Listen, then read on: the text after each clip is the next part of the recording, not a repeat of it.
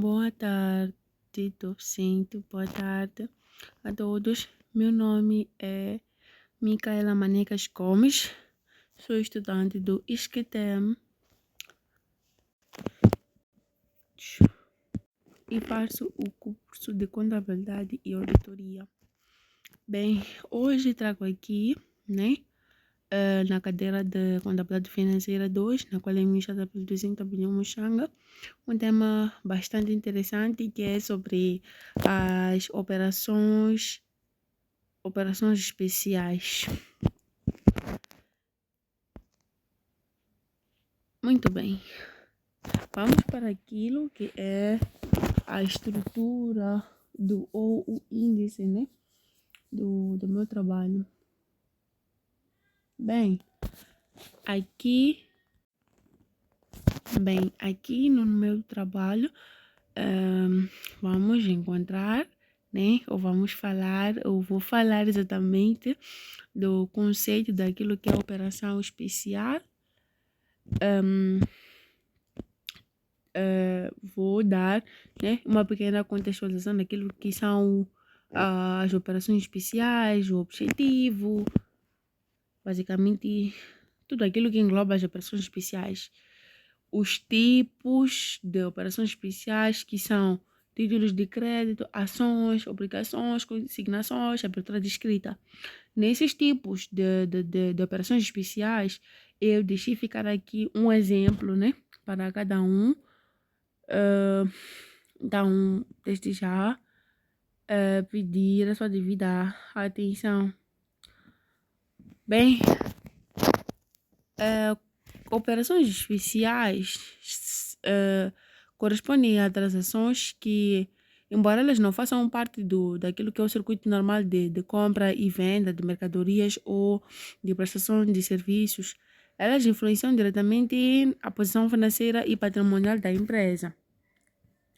No contexto moçambicano, estas operações são muito comuns em empresas comerciais, nos bancos, nas seguradoras, nos institutos de microfinanças, organizações internacionais e até aquelas que são pequenas e médias empresas. Então, o que eu quis aqui, dizer é que as operações especiais, elas são transações societárias extraordinárias, Elas são diferentes das atividades normais da empresa que alteram a estrutura jurídica, patrimonial ou organizacional da sociedade. As operações especiais, elas causam efeitos muito relevantes naquilo que são os direitos dos sócios, ou seja, no capital social e durante a continuidade da empresa ou da organização. Em resumo, podemos dizer que são operações que modificam a vida da sociedade, Posso dizer o nascimento, o crescimento, a transformação ou a extinção. E, na verdade, no entanto, é basicamente isso. Então, o objetivo das operações especiais, na verdade, é mesmo, primeiro, reorganizar a estrutura da empresa, Para o quê? Para poder melhorar aquilo que é a eficiência e a competitividade, Segundo, podemos dizer que o objetivo é aumentar ou proteger aquilo que é o patrimônio social da empresa. E o terceiro, O que que, por que que um dos objetivos é aumentar ou proteger o patrimônio social para que, através da integração, por exemplo, de novos ativos ou correção de desequilíbrios, para que haja uma correção de desequilíbrios ou para que haja uma integração daquilo que são os novos ativos, perdão. E o terceiro ponto, eu posso dizer que o terceiro ponto, o terceiro objetivo neste caso, é permitir a entrada ou saída dos sócios, para que haja mudanças no quadro societário. E o terceiro ponto,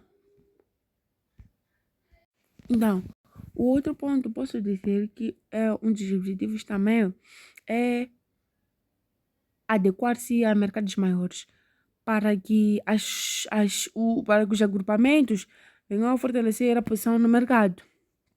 E o outro ponto importante é garantir a continuidade para que, por exemplo, haja uma incorporação em outra empresa mais forte. É basicamente isso.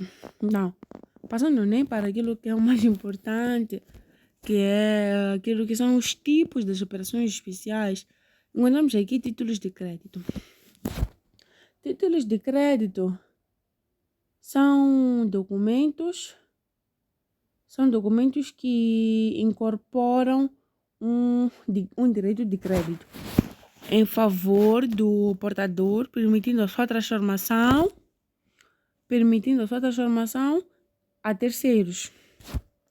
Servem como garantia e facilitam aquilo que é o financiamento. Por exemplo, temos aqui cheque, aquele que é utilizado para pagamentos comerciais, embora em desuso pela extinção das transferências bancárias de carteiras móveis. Ou seja, um título de crédito é um documento formal e escrito, né, que vem a representar um direito literal e autônomo a receber, por exemplo, uma quantia em dinheiro ou um direito patrimonial determinado. Ou seja, em outras palavras, quem possui o título tem o direito de exigir o cumprimento da obrigação nele descrita, geralmente um pagamento. Então, podemos encontrar, por exemplo, algumas características, né, dos títulos de crédito. Eles têm uma autonomia, porque cada portador possui direito próprio, independentemente das relações anteriores. Outra característica pode ser a executividade, porque permite que a cobrança judicial ela venha a ser rápida, com uma ação própria, sem precisar de provar aquilo que é o negócio que originou o título. Pode também permitir a abstratividade de vocês, porque o título é independente do negócio jurídico que deu a origem.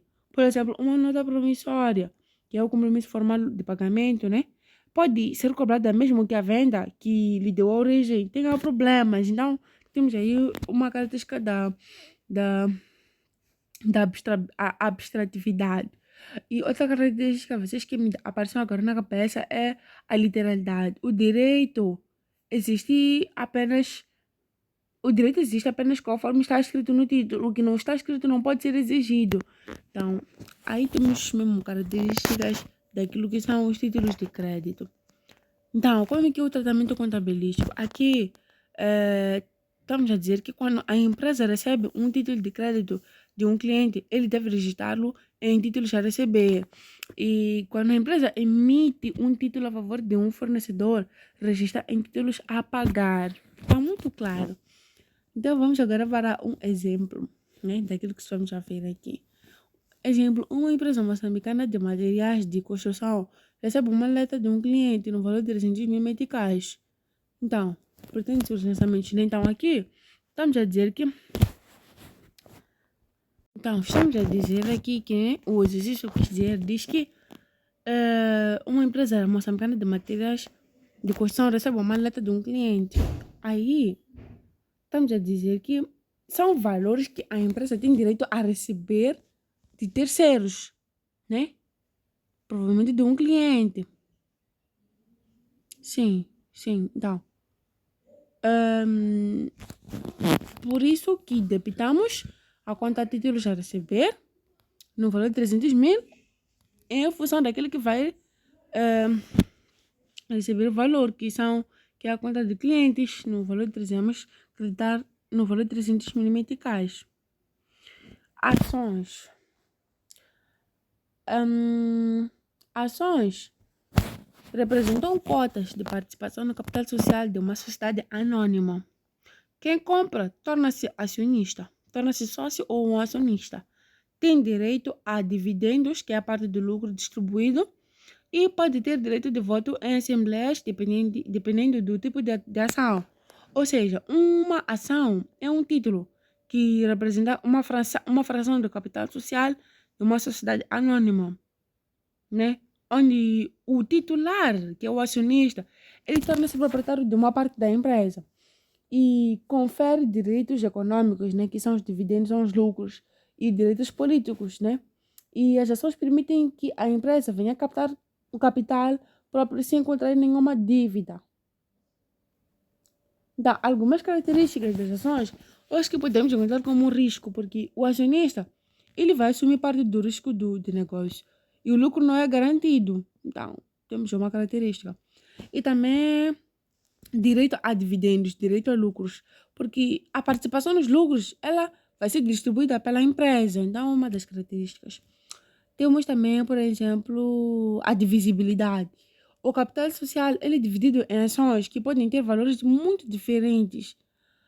Tem também a negociabilidade. Ações podem ser transferidas ou vendidas ou compradas. Então temos aqui um exemplo. Um investidor, ele compra 5.000 ações do BIM a 50 cada, a 50 meticais cada. No entanto, aqui vamos fazer esses 5.000 por esses 50. Então ficamos com investimentos em ações que o investidor compra em contrapartida com a caixa bancos ou com a caixa com a conta caixa ou bancos, não vou dizer, 50.000 meticais. Então, temos aqui, por exemplo, um exercício de compra de ações. A empresa X compra 1.000 ações do BCI a 60 meticais cada, pagando por transferência bancária.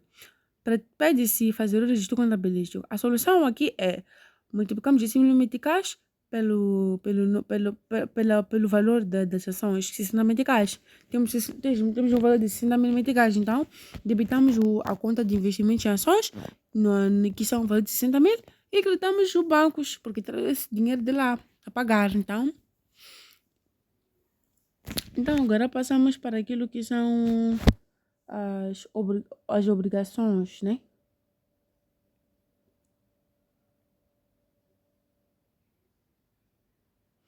As obrigações são títulos de dívida que são emitidos por empresas ou pelo Estado para captar fundos, onde o investidor, ou seja, o obrigacionista, ele empresta dinheiro e recebe juros periódicos. No vencimento, recebe o capital investido de volta. Vamos lá tentar entender isto. Obrigações, eles também podem ser chamados de, de debentures em sociedades anônimas, ou seja, eles são títulos representativos de dívida emitidos por empresas ou por Estado, nos quais o emissor se compromete a pagar ao credor uma quantia em dinheiro, né? Por mais que ela seja acrescida em juros ou em prazo determinado. No entanto, podemos dizer que obrigações elas são um instrumento de financiamento sem nenhuma diluição do capital social. E o titular da obrigação, ele é um credor, não um sócio. Portanto, ele não vai participar da gestão da empresa. Podemos dizer que em contabilidade, né, da empresa emissora, obrigações elas representam aquilo que é o passivo financeiro, enquanto para o investidor elas representam o investimento financeiro como retorno definido. Vamos agora para aquela. Vamos tentar ver, né? Buscar algumas características das obrigações. Eu acho que podemos encontrar a garantia, porque podem ser garantidas por ativos as obrigações garantidas ou não, que são, podemos dizer, que são subordinados. Títulos de crédito é uma das características porque ela formaliza a dívida e permite cobrança judicial. Também outra característica é o prazo determinado. Há vencimento definido no momento da emissão. Outra característica é que eles podem ser negociáveis. Sim, as obrigações podem ser negociáveis porque elas podem ser transferidas ou vendidas a terceiros. Sem participação na gestão, acho que já tinha referido, né? O credor, ele não vai se tornar sócio da empresa. E a outra característica é o rendimento fixo, perdão, porque, ou variável, porque os juros periódicos pagos ao credor, eles podem mudar. Então, é basicamente isso. Então, os tipos de obrigações que nós podemos encontrar quanto, por exemplo, a conversibilidade, podemos encontrar a convencional ou simples, que são pagamentos de juros e principal no vencimento. Podemos encontrar as conversíveis, que podem ser convertidas em ações da empresa. Podemos encontrar as premiadas, que resultam do sorteio de prêmios aos detentores. Podemos encontrar também as subordinadas, que são pagamentos após outras dívidas em caso de liquidação. Quanto à garantia, nós temos com garantia real ou sem garantia. Com garantia, aquela que vai cobrir ativos da empresa, e como por exemplo o penhor, a hipoteca, perdão. Sem garantia, podemos dizer que elas baseiam-se na confiança na empresa, que é uma dívida subordinada. Quanto à remuneração, podemos juntar juros fixos, juros variáveis e cupom zero. Os juros fixos, eles representam o percentual definido no contrato, onde os juros variáveis eles representam o percentual atrelado a índice econômico.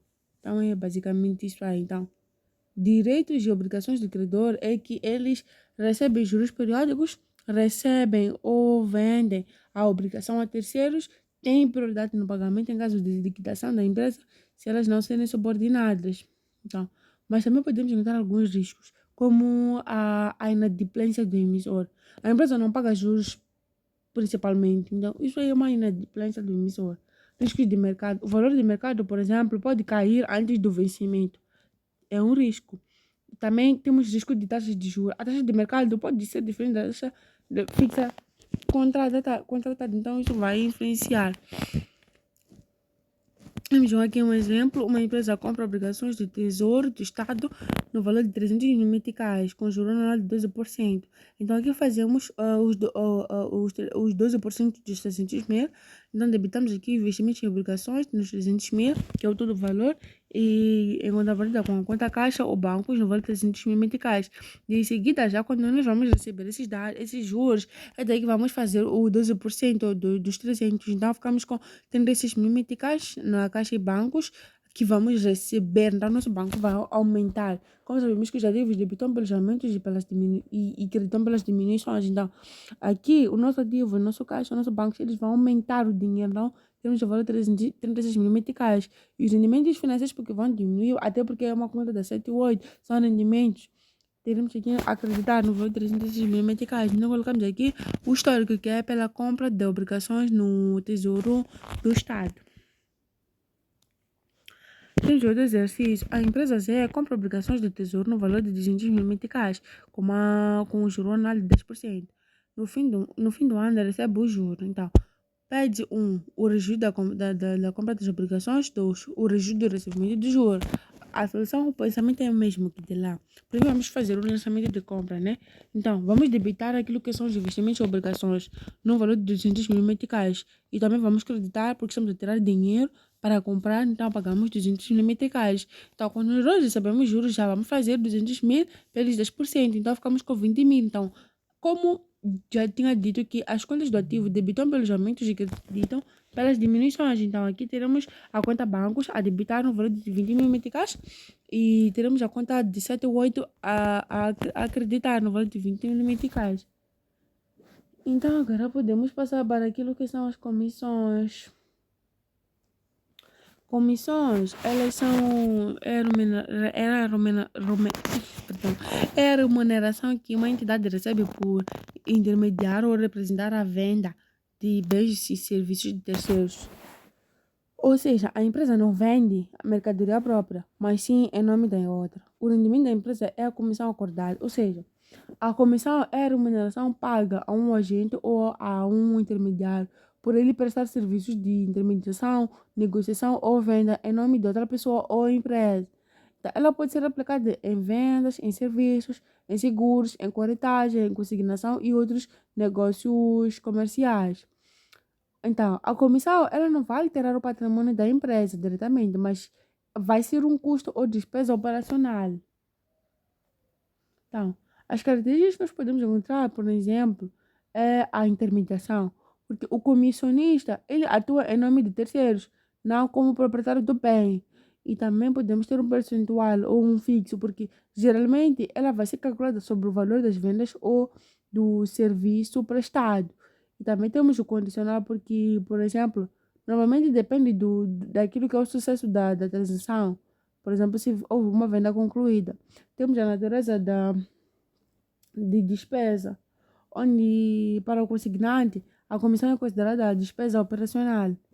Então, quanto aos tipos de, por exemplo, de comissões, nós podemos perguntar quanto ao pagamento, que pode ser uma comissão sobre vendas, onde o percentual do valor da venda é concluída, e como uma comissão fixa, que o valor previamente acordado, previamente acordado, independentemente do resultado, e também como uma comissão sobre lucro, onde o percentual vai ser calculado sobre o lucro líquido da transação. Ela também pode ser conta função, onde teremos uma venda direta que são pagas a vendedores ou a, a representantes comerciais. E também teremos uma consignação que paga-se ao consignatário após a venda de mercadorias.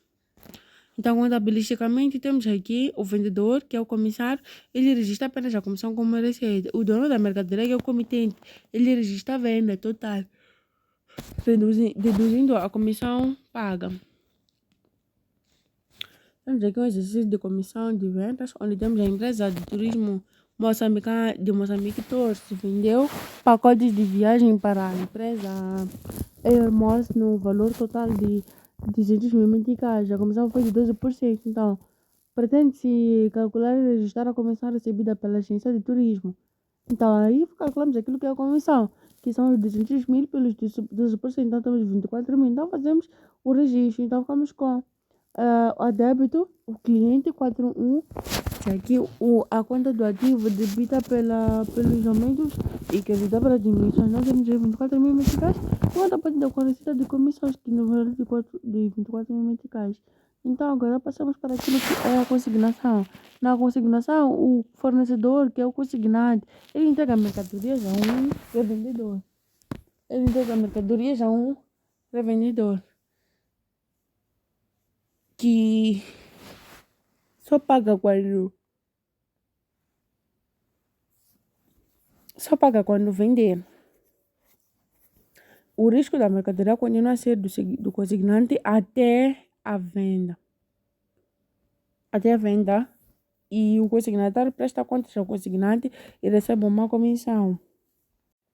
Ou seja, consignação, podemos dizer que uma operação em que uma empresa consignante, né? Uma empresa vai ser consignante, entrega mercadorias a um agente ou intermediário, que é o consignatário, para venda sem nenhuma transferência imediata da propriedade.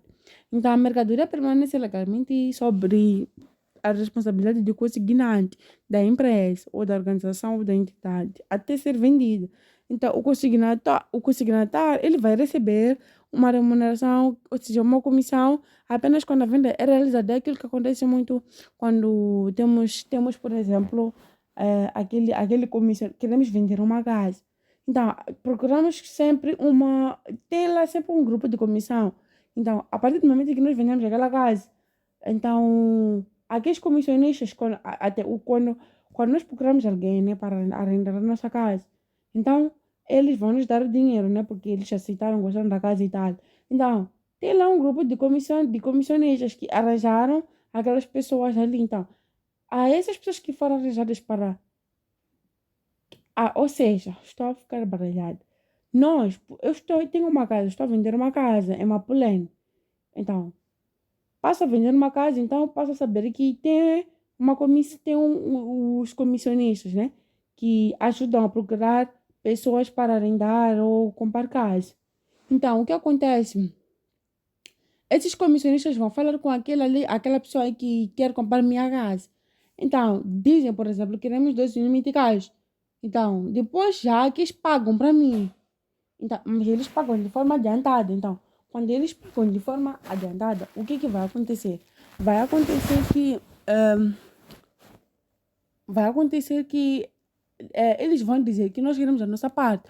Ou mesmo que eles não digam, eu como dona daquela casa, vou me sentir mal em não dar a parte da comissão, porque eles querem arranjar aqueles clientes.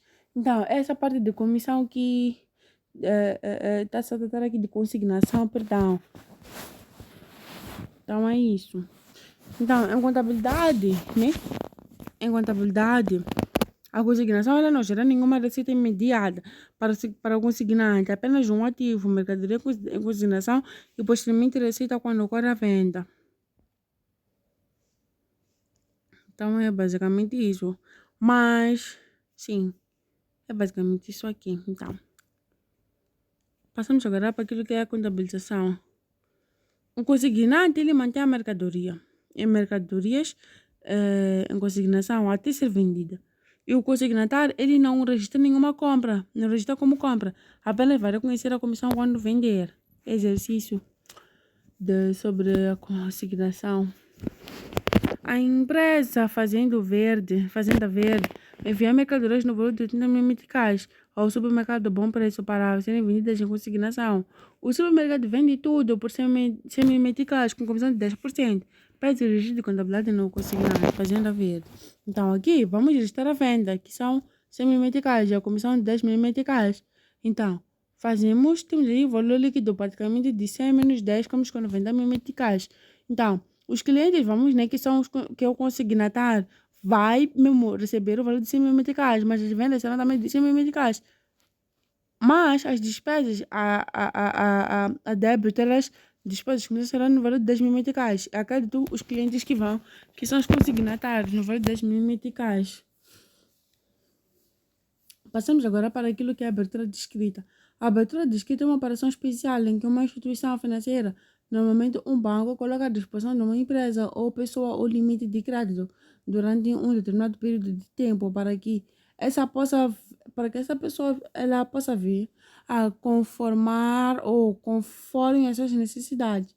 Então, em Moçambique é muito utilizado pelas empresas que precisam de capital de giro, fundos para financiar operações do dia a dia, se recorrer a um empréstimo formal imediato. Então, temos aqui um exercício. A empresa Madeireiros Moçambique tem uma abertura de crédito de 2 milhões de meticais, utiliza 1 milhão e 500, o banco cobra juros de 10% no ano sobre o valor utilizado, calcula os juros de 6 meses e registra contabilisticamente. Então, fazemos os 1 milhão e 500 vezes 10%. Então, depois dividimos por 6 ou por 12. Então, ficamos com 35 meticais. Então, temos lançamento que vai ser juros a pagar, a debitar, no valor de 35 mil meticais, e ao banco, porque nós estamos a pagar, né? A empresa comercial limitada tem um limite de crédito de 1 milhão e 200 meticais no mês de junho. Utiliza 700 mil meticais em julho, paga 200 mil ao banco. Então, aqui também faz a mesma coisa. Em junho, temos a atualização do crédito. Então, vamos debitar a caixa de bancos e caixa no valor de 700 mil meticais. E o crédito na abertura de escrita vai ser de 700 mil meticais. E em julho, que é o reembolso parcial.